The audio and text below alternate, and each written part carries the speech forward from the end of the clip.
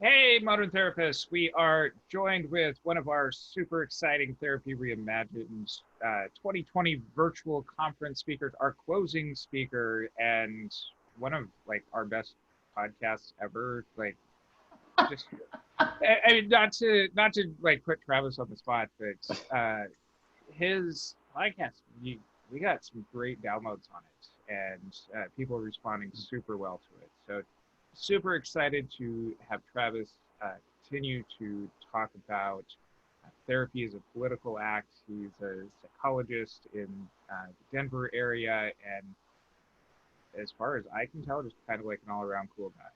So thank you for joining us today, Travis. Well, thanks, Kurt. That's a good intro, but now I've got to live up to it, right? Like all the podcast hype. Like I'm glad, to be honest, I'm glad it was well received. Hopefully it's been of some value. That's what you hope, right? When you do those things. So that's good to hear.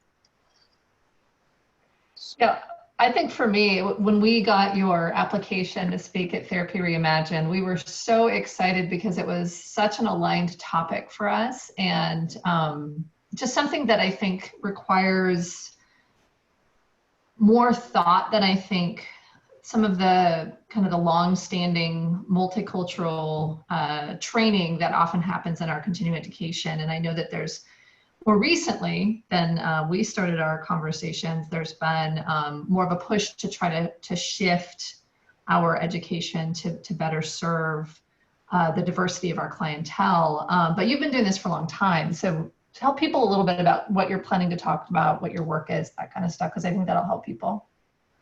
Sure. Yeah, it's interesting because even over the last few months, it continues to evolve and continues to shift, which really is what I think our work should be doing. Yes. Too often it becomes stagnant, right? Like, so a question I've been asking myself is, how does the work I'm involved with, or how is it beginning to rise to meet this moment in history, right? Hopefully to rise to meet this moment in history. And I say beginning to because, I mean, like in 2 or 3 months, it's just going to meet it. I mean, that's a little arrogant to think that way, but we can start, like it must evolve and adapt to meet the moment. And so, where this started for me was in graduate school, right? Just with multicultural counseling, something didn't quite sit right.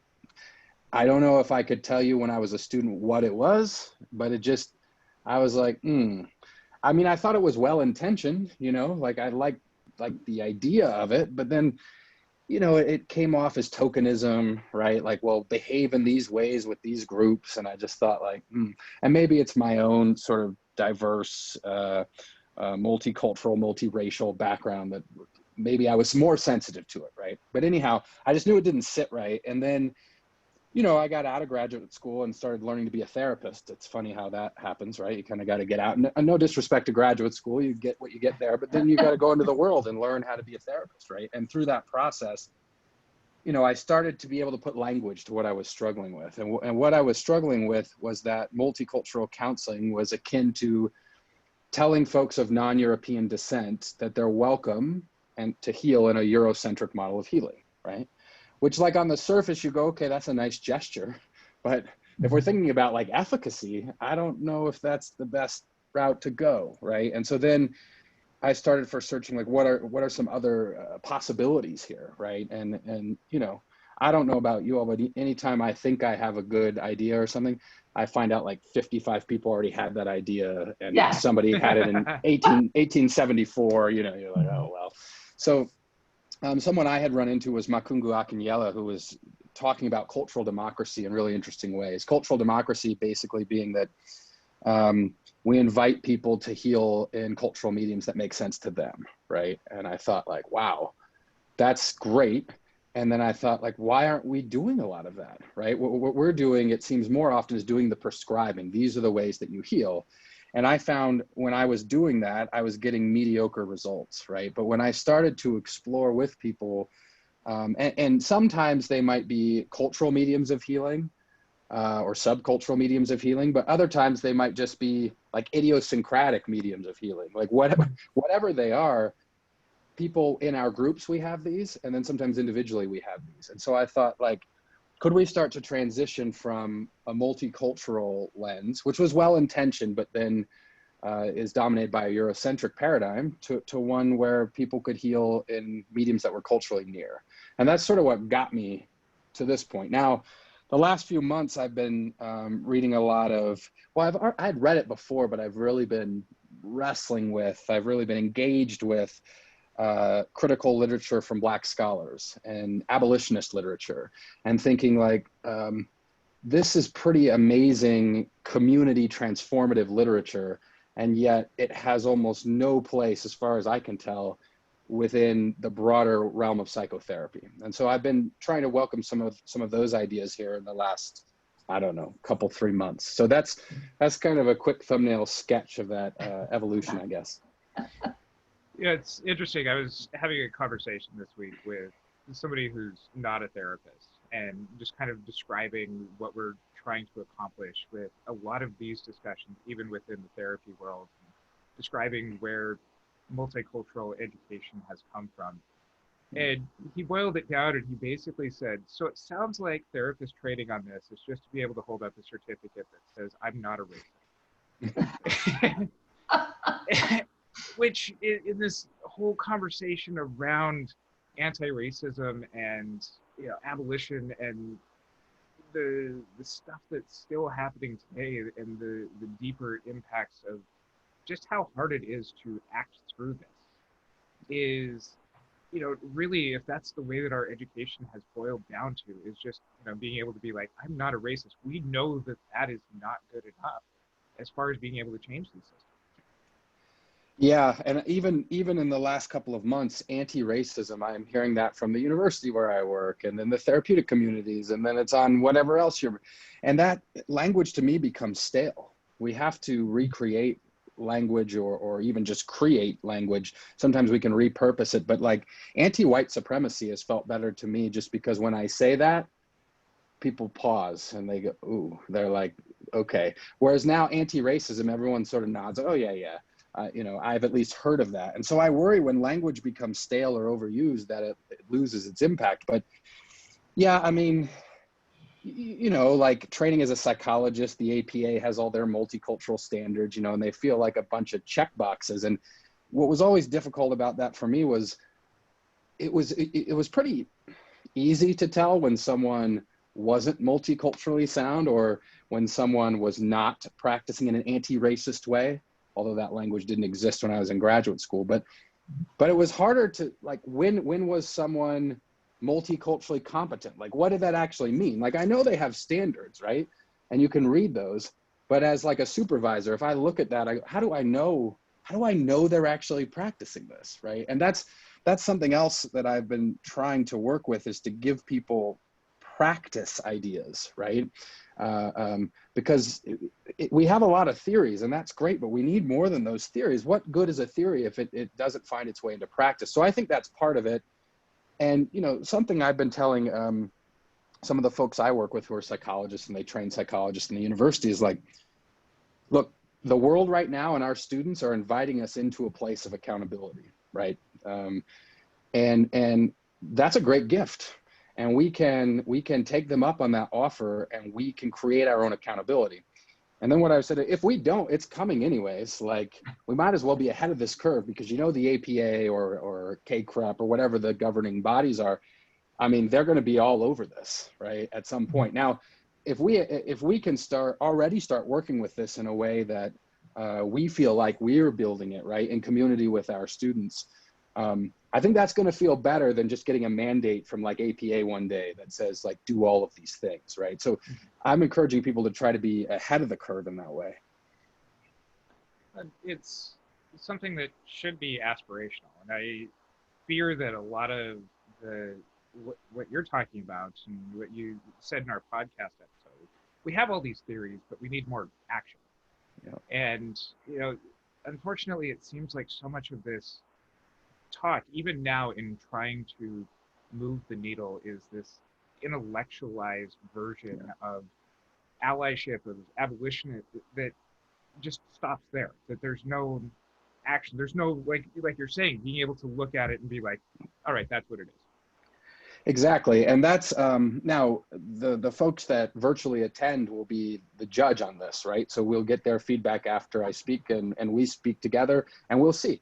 But my goal in that conversation is to give some examples.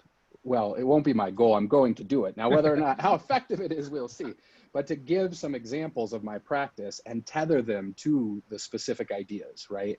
And like to give you one that I'm playing with now, it's this idea of, and a lot, this has been mentioned in psychotherapy, but I'm taking the work of Robin D.G. Kelly and Fred Moten, two Black scholars, Black critical scholars, not in the area of psychotherapy. So they talk about solidarity in an interesting way. And I found that trying to build solidarity in this way, I won't get into defining it because it would take too long, but that's for the talk. But that solidarity might be a better practice in a lot of ways than empathy. Like empathy is often about the empathizer, right? Like Yeah. I'm empathizing and, oh, I feel, look, I've been able to empathize. And solidarity then is when there's what Fred Moten calls an irrefutable difference, right? Where you acknowledge that difference. And there's a whole set of other ideas with it, but I've tried to bring that into my practice, right? And so then I have some examples where I can show, look, this is how I've tried to do that. Now, it's not, I don't want the talk to come off as like, here are the 4 things you need to do and you need to replicate them in a manualized form like I'm doing them, but rather, here are my attempts at taking these ideas and putting them into practice. What might those attempts look like for you? Maybe you're already doing it, or maybe you've heard me talk about it and you're like, oh, I could adapt this in my practice in X, Y, or Z way. So that's what my hope is for the conversation that we have during the conference is not, I'm telling you what to do, or here are the best ideas, but here's a way we can start thinking about implementing them. And you know, I'm heavily influenced by narrative therapy practice, although a lot of narrative therapists police me and tell me I'm not doing narrative therapy, which is fine. It's another conversation. But you know, someone might be you know, person-centered, or they might be cognitive behavior, or whatever. But my hope is that what I'm showing can be adapted, because to me, a lot like solidarity, for example, just use that example. I mean, what is there a framework? Let me reverse it. If there is a framework that said, I'm not interested in solidarity with the person that I'm sitting across from, most especially someone who might be from a minoritized group, well, then that model or the people practicing that model have some problems, in my opinion, to address. So my hope is it can move beyond just the individual model approach to things as well. Well, I think what we're really talking about, and this is why we named the track this, is it's about a way of being. It's not this specific, you know, model or piece of information that somebody needs to have. It's actually, how do you show up in the room so that you can be present to this process? I mean, it's practical things to do, but it's more about who you are and how you approach the situation, not here is the checkbox of things that you can do to be multiculturally sound or an anti-racist or whatever, you know, kind of tired phrases we can come up with. But it's actually, how do you show up so that you can best serve the client in front of you?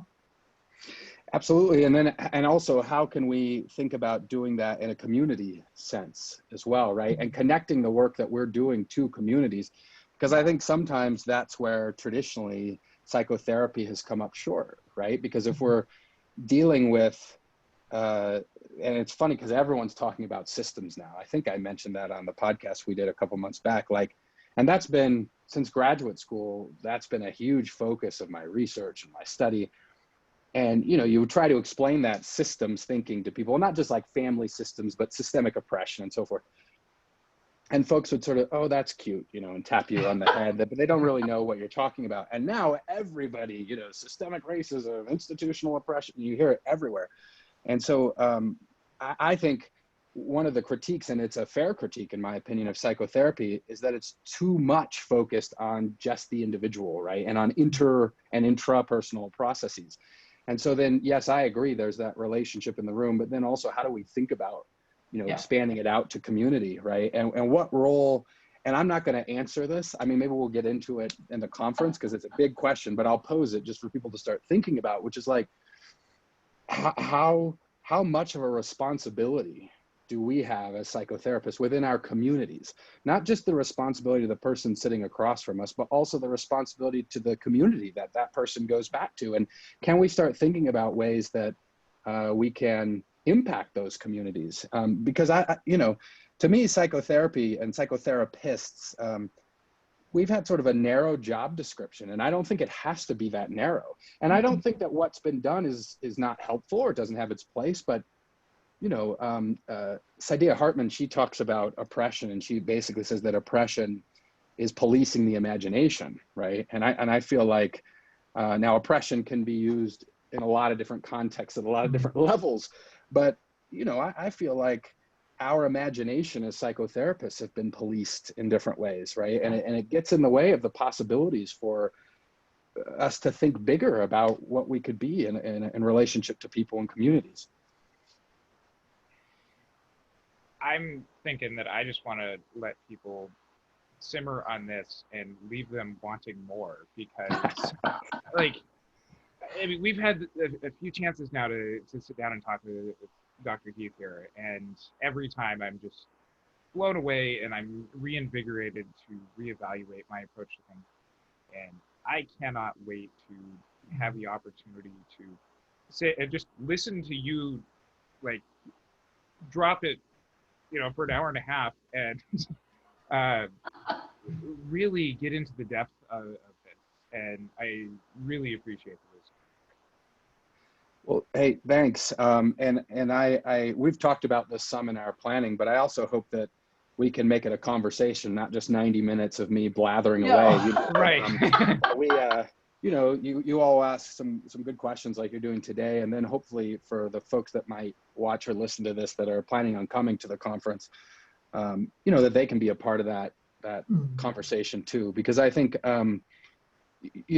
when other people, and we know this as therapists, right? But when other people raise questions or critiques or whatever it might be, that pushes me to go to a place I haven't gone to, right? I couldn't have, that's where I think the discourse is at its best, right? Because it pushes my thinking just outside, or maybe sometimes a ways outside the realm of comfort, which is good. And that's how we go someplace cool. So thank you for that, Kurt. And I hope that, we can be in conversation as well. I'm looking forward to it. And like we were saying, I mean, it's already the middle of August. So I guess we're like, sorry, now I'm giving you anxieties. I didn't mean to. Six Weeks weeks away or something. Yeah, so it's exciting. Can't wait for it.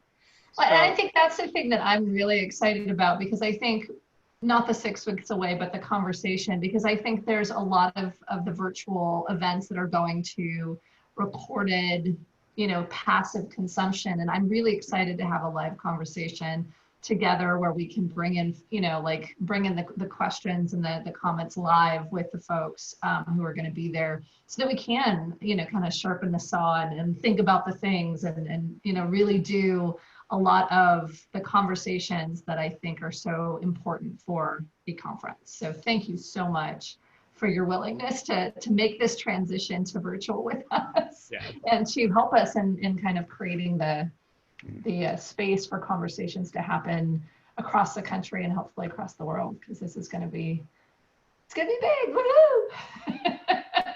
So get your tickets, therapyreimaginedconference.com. You can get your tickets there. You can check out the schedule. We are so happy to have Travis closing everything out for us. So being able to leave the conference with hopefully this really good buzzing energy that we get whenever we talk. So therapyreimaginedconference.com. Thanks. Bye. All right. Thank you.